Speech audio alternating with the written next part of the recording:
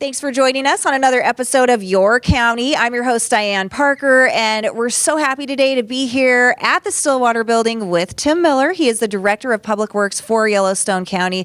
Thanks so much for inviting us by, Tim. Well, thanks for being here. I appreciate the opportunity to speak with you.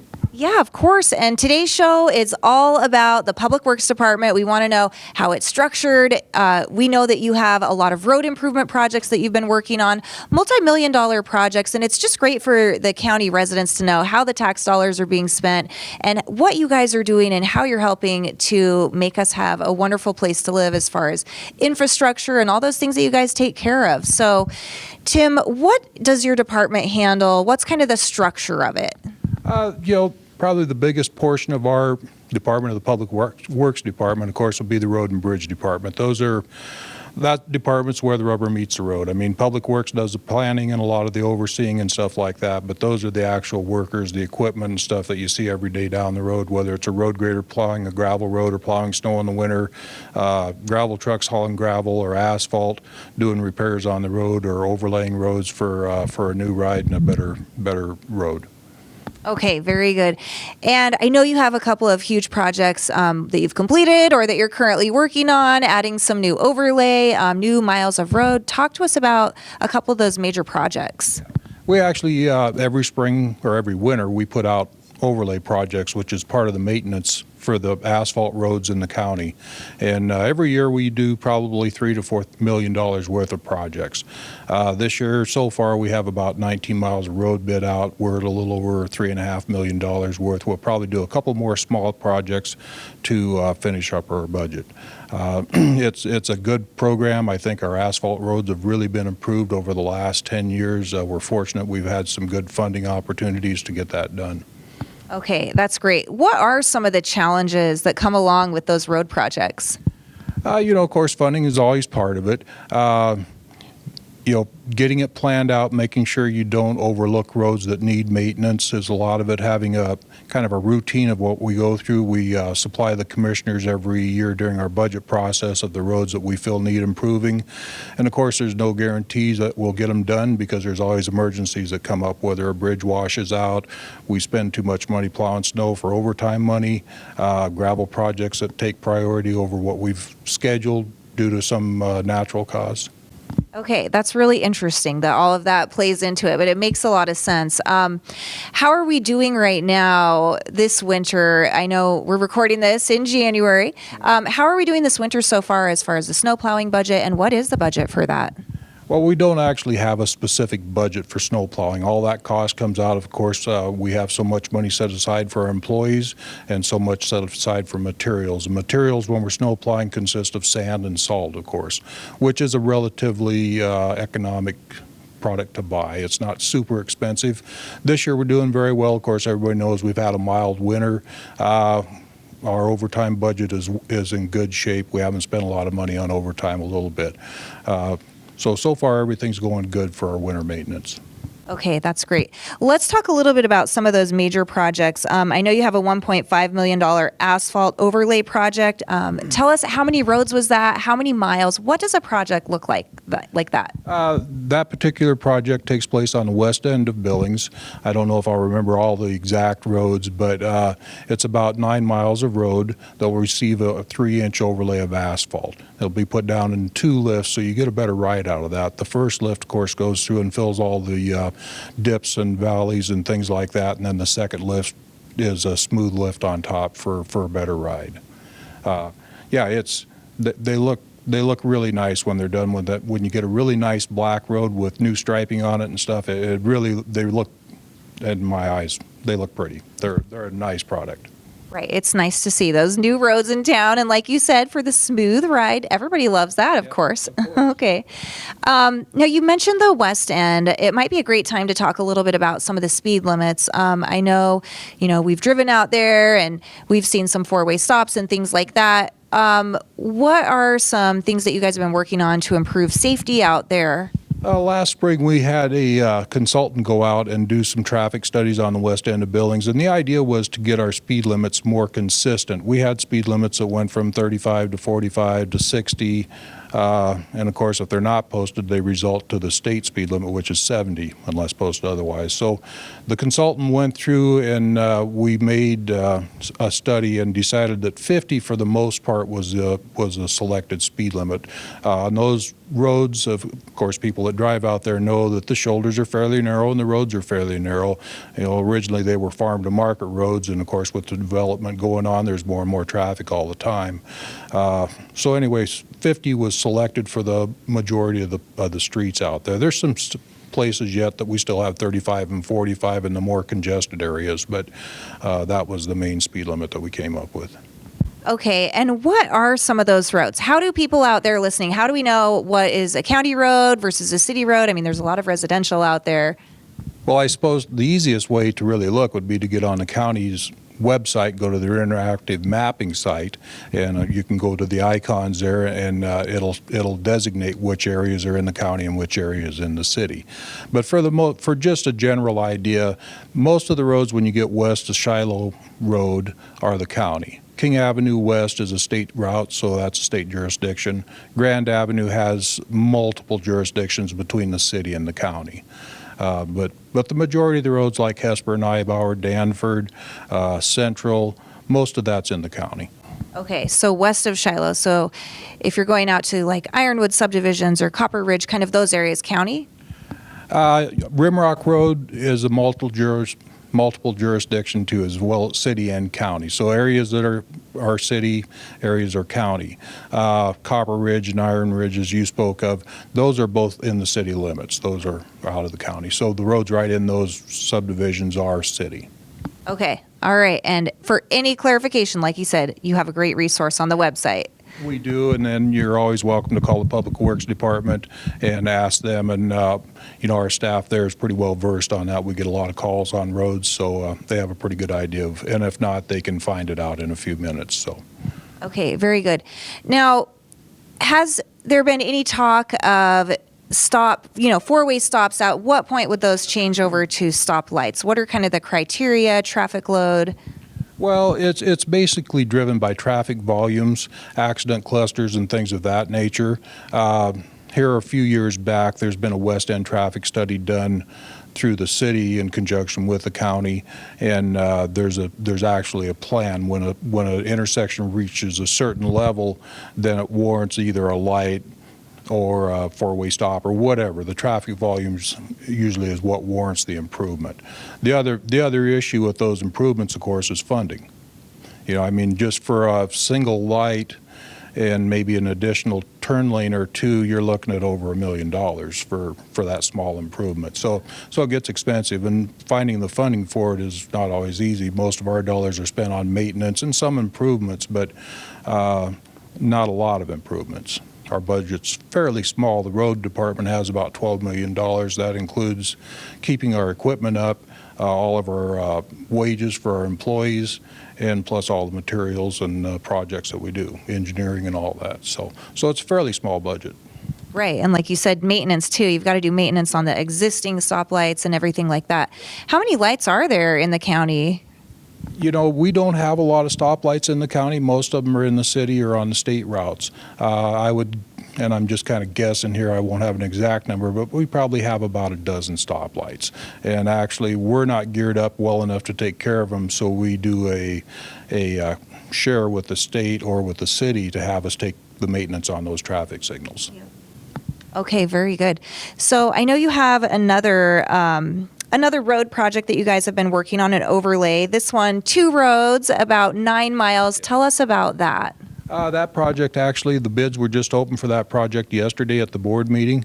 Looks like we're looking at about a $1.7 million project. And a couple reasons actually, that project's a little bit more expensive per mile than what the previous one is because a stretch of that road gets a heavy amount of traffic, a lot of truck traffic. So we use a higher quality oil with the asphalt that keeps it from rutting and also keeps it from cracking as much. The other cost increase on that is we've overlaid that road probably at least 3 times in my career here. And as you elevate the road becomes narrower. So in this case, we're going to go in and mill some of the old asphalt off before we put new asphalt on. And then we'll move that asphalt that's been milled off to a road that's currently gravel and extend the asphalt on that using the recycled material. So it'll be a good project, and that road is located out in Shepherd area. Okay. Actually, 2 roads. Okay, very good. Sounds like a great project. I didn't realize that about the roads getting narrower, but that makes sense. Yeah, roads are built on a taper, so as you go up, they get narrower, and of course more of a drop off, and not as safe as they could be. So this would be the first road that we've done, and I've worked here for 32 years, that we've ever done a mill project on, where we've milled some of the old asphalt off before putting new on. So it's a new experience for us. Right. So how does that process work? Like as far as the recycling, the milling, like what does that look like? I'm sure there's a lot of folks that have never seen that. If anybody that has lived in the Heights or went out through the Heights in the last year, of course, the state did a big resurface project going on Main Street out there. And all the millings from that project went to county roads for us to use as a recycled asphalt road. So we're able to gravel or asphalt a lot of gravel roads at minimal cost using those recycled millings. A lot of the roads, if somebody that really didn't know the asphalt could drive them, and they wouldn't know the difference between a fresh overlay project with new asphalt and a recycled project. Probably saves us probably 2/3 of what the cost of a new asphalt road would cost. Yeah, so it's a really good program. We've done, I would guess, probably 60 to 70 miles of paving with recycled asphalt at least. Yeah. Wow, that's pretty amazing. So what do you have to do to get it ready to be recycled? Are there steps that you have to follow? There's a process that you go through for using millings, and some of it depends on the oil content in the old asphalt that's ground up. The newer asphalts that have come out are a leaner mixture of oil than what they used to be. They have a better oil, but it's also leaner, so there isn't as much there. Sometimes we end up adding a little bit of oil back into the old asphalt and mixing it, and then we actually, for the most part, use road graders to lay it out and smooth it out, and works out pretty good. We did one project using a lay-down machine the year before last, and that worked out well too. It's just not quite as cost efficient for us as if we use our own equipment doing it. Okay, let's talk a little bit now about the bridges in the county, because that, of course, bridges need to be replaced over time or repaired. What are you working on there? What are some major projects that you've completed? One of them that we did last summer, actually it was completed in October, is a bridge over Elkway Creek, just between Skyway Drive and the Heights there, or Governor's Boulevard, I believe it's called. Anyway, we replaced that bridge, and it was about $1.3 million project by the time we got the bridges, the precast decks bought, the box culverts. One of the big challenges of that project was to go through the floodplain process. In order to have the bridges have to be a certain size in order to handle the water at a 100-year flood event. So the bridge that was there originally was probably 23 feet long, and the one that's there now is a little over 100 feet long, plus there's two 20 by 20 or 20 by 4 box culverts that are beside that to handle the additional water. So it was quite an increase. And the other thing during that replacement project is we did some realignment of Elkway Creek Road itself to make the corner safer, and it really turned out to be a nice project. Very good. It's nice to see these improvements out in the county and get out there and drive on them too. So thanks for all that you guys are doing. I know you also have some rural special improvement districts that you guys manage, about 250. Talk to us about those. In 1996, the commissioners decided that the road department could no longer continue to take care of all the subdivision streets that were coming in. So from that point forward, all the subdivisions that come online are required to have a rural special improvement district. And what that does is provide maintenance for those roads. So the homeowners in that subdivision pay a special assessment that's collected by the county, and it can only be spent on their subdivision for the maintenance of the roads, whether it's gravel, asphalt, any type of surfacing. And the Public Works Department oversees those subdivisions, and we try to predict in 7 years, if they have asphalt roads, they'd need a chip seal and a crack fill probably for maintenance of that asphalt. So we try to predict ahead 7 years of what that's going to cost. And we set the assessments on those properties in order so they have enough money for that. And it also takes care of their snow and ice removal and things like that. So there's a few other things that play into that assessment. Okay, I mean, that's quite a few special improvement districts and subdivisions. What are the boundaries of Yellowstone County? Kind of like, what are some of the communities that are within our county that you guys are serving? We go as far east as Custer. North, we go up to Broadview. North of Shepherd, probably 25 miles or so. We go south of Laurel about 2 or 3 miles, and west of Laurel about 2 or 3 miles, and then we go north up by Broadview as well. So it's a pretty big area. You know, I think, and in those areas is divided up into 9 districts, and 4 of those districts we run out of the road department. So we have area operators in the other districts. There's a person in Custer that keeps a road grader at his house, and that's where he works from, and the same in Shepherd and Huntley and Broadview and in those areas. So that's been a really good thing for us for emergency response things such as winter storms or fires or things like that that we end up going to help out on. So that's been a really great program. Right, that's wonderful that they're all local and just right in the area. They can get out and get to work right away. Yeah, it really is. In fact, I was one of them for a while. For about 7 years, I was the area person in Shepherd, and they're great jobs. You're part of the community, and rather than people calling in and complaining to the road department about a road needing maintenance, they'll call the guy personally and say, hey, my road's getting rough, can you get over here? And it works out very well. Right. I know, having grown up on a farm in Wyoming, that dirt roads, they can be a problem. Like, people might call the county and request that their road be graded. It's just something that happens, right? Yeah, and we take it as a request. We don't take it as an insult or anything. And the majority of the people are very understanding. You know, they're not demanding. They understand we have a little over 1,200 miles of roads to take care of, and we have about 38 people in our department, counting the Public Works Department. So our staff is fairly small. And yeah, we don't have a lot of people, but I think we do a good job in response to people. Yeah, of course. So tell us more about the different divisions that are within Public Works. I know you have blight abatement, you have, weed control, all sorts of things. What are you guys all working on? Well, right now, of course, for the weed department, things are a little bit slow, but one of the things they do during the winter that I'm very proud of is they do an educational program. They go around to the schools and to a lot of the different events and educate people on noxious weed invasion. And another thing that they have going that the community should be aware of is they have a cost share program. So if you're a property owner and you have noxious weeds on your property and you're having problems with them, you can go down and apply for assistance in buying chemical to treat those noxious weeds, and then they'll tell you what sprays you would need and identify the weeds for you and help you out that way. And it's really been a good program. Yeah, that's great. What are some of the top noxious weeds that are just causing problems out there in the county? Well, one of them, of course, a newer one that's been a problem here recently is called Scotch thistle, and to me, it's a huge plant. It's kind of almost medieval looking. It's really nasty looking. And then, of course, they do salt cedar control down along the river, which has been a big problem for a number of years. Canadian thistle and a lot of the common ones. But yeah, there's plenty of noxious weeds for us to work on in the county.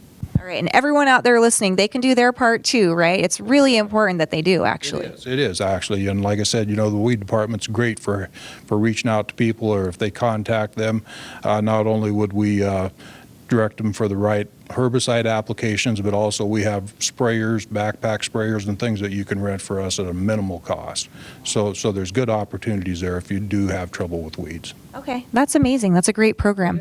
So what about just the appearance of the county and making sure that it's looking nice and kind of cleaned up? I know you have the junk vehicle department. Talk to us about that. Well, the junk vehicle department is ran by, we actually have 3 people out there. We have 2 full-time and 1 part-time administrative assistant. One of them's a retrieval operator, and then, of course, the other one's the director. And the director is also part of the blatant abatement program. And they take complaints and calls, and, if anybody has a vehicle in their on their property that they own they'd like to get rid of, we'd come and take it at no charge to them at all. It just takes a phone call and we'll schedule it up to work. The other thing is, if you have an abandoned vehicle, you can call them that's parked on your property or in front of your house that you don't want anymore, or that you don't know what it is. They'll tag it for a certain number of days, and then they'll have it towed to their yard. They'll store it for so long, and after so many days of storage, then it can be salvaged. Okay. Yeah, so it's a great program as well. Right, a great program. If you have something you want to get rid of, just go ahead and you can do that through the county. Okay, so before we say goodbye, is there anything else that you'd like to add? You know, the only thing that I would like to add, and we touched briefly on the west end and on the speed limits and the traffic control signs and stuff, and I'd really like to encourage people to please be careful at those intersections. We all know there's been a number of accidents along the intersections of King Avenue West and Central and those, and we do what we can. We put up flashing lights and double stop signs and four-way stops, and we're really trying to make it, but we also need the help of the motoring public to help us too. So please be careful out there. It's not worth getting in too big a hurry. No, not too big of a hurry, and no distracted driving. We can all do our part. Exactly. Okay, and one last thing. How long have you been with the county? I know you mentioned you've been in different roles, like out in Shepherd. Mm-hmm. Just tell us how long you've been with the county. I've been with them a little over 32 years. Okay. So I started here in 1989. Okay. And I started out changing tires and sweeping the floors and things like that, and was able to promote myself up to a truck driver and then a area operator and then a foreman for the bridge department, and just kind of kept working along and moving up. Had some great opportunities. I had great bosses, great commissioners to work for. It's been a great job for me. All right. Well, you're keeping the county in tip-top shape, so we want to thank you for all your years of service. Well, I appreciate that, and thanks for the opportunity for the interview. Yep. Always great to talk with you, Tim. And you as well. Yeah, thanks. All right. Well, we'll see you next time on Your County.